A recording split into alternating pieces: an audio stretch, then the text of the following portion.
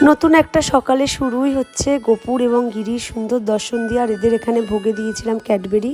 তারপর আমি দুটো বিস্কুট দিয়ে কফি খেয়ে নিয়েছিলাম আর ডিরেক্ট চলে গেছিলাম রান্নাঘরে। আর একটু বান্ধবীকে কল করছিলাম।